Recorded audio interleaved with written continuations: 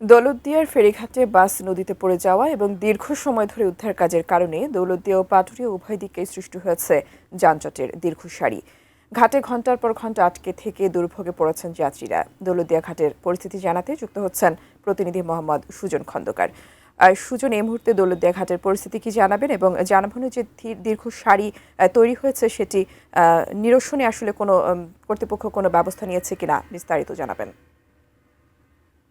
জি, ধন্যবাদ আপনাকে। আপনি যেমনটি বলছিলেন, আজ সকাল ৯টা বা ৯:৩০ নাগাদ যে এসডি পরিবহনের যে যাত্রীবাহী বাসটি নদীতে পড়ে যায়, সে ঘটনার পর থেকে কিন্তু প্রায় ১ থেকে ১.৫ ঘন্টার মতো এই নৌ রুটে ফেরি চলাচল কিন্তু অনেকটাই বাধাগ্রস্ত হয়েছে এবং এর কারণে কিন্তু দুই পারে অর্থাৎ ৫ শতাধিক কিন্তু যাত্রীবাহী বাসের দীর্ঘ সারি তৈরি হয়েছে, যারা বিশেষ করে বেশিরভাগ হচ্ছে গার্মেন্টস কর্মী। আপনি জানেন যে কালকের থেকে কিন্তু গার্মেন্টসগুলো খোলা রয়েছে, এরা কিন্তু বেশিরভাগই গার্মেন্টস কর্মী। আর আমি এই যে পল্টনটিতে রয়েছে যেখানে দুর্ঘটনাটি ঘটেছে, অর্থাৎ দৌলতদিয়ার ৭ নং যে পল্টন, এখান থেকে কিন্তু ইতিমধ্যে ফেরিটিকে সরিয়ে নেওয়া হয়েছে এবং উদ্ধারকারী যে জাহাজ হামজা ছিল সেটি কিন্তু অন্যথা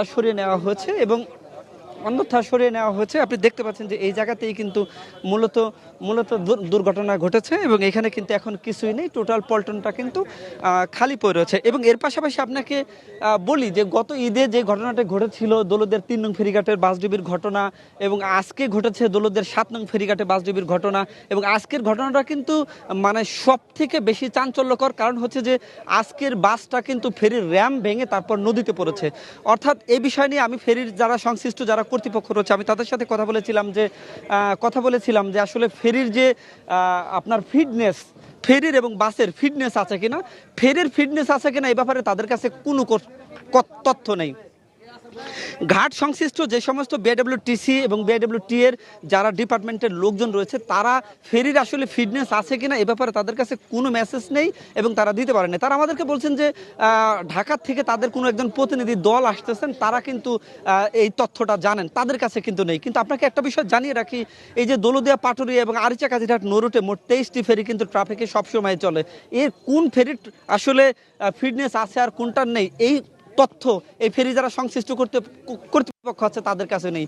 এর পাশাপাশি আপনাকে বলি, এই যে প্রতিবার দুর্ঘটনা ঘটছে এই যে অ্যাপ্রোচ সড়কের কারণে, এবং এই যে ফেরির এখানে যে একটা নিরাপত্তা ব্যবস্থা ছিল, তাহলে সেই নিরাপত্তা ব্যবস্থা এতটাই দুর্বল যার কারণে একটা রেলিং ভেঙে তারপর একটা হাইড্রোলিক ভেঙে গাড়িটাকে নদীতে পড়তে হলো। এই ব্যবস্থা কিন্তু টোটালি দুর্বল। এবং এর পাশাপাশি আমি আপনাকে বলি, এখন পর্যন্ত এই ঘটনাকে কেন্দ্র করে আমি যতদূর শুনতে পেয়েছি যে ৫ সদস্যের একটা প্রতিনিধি দল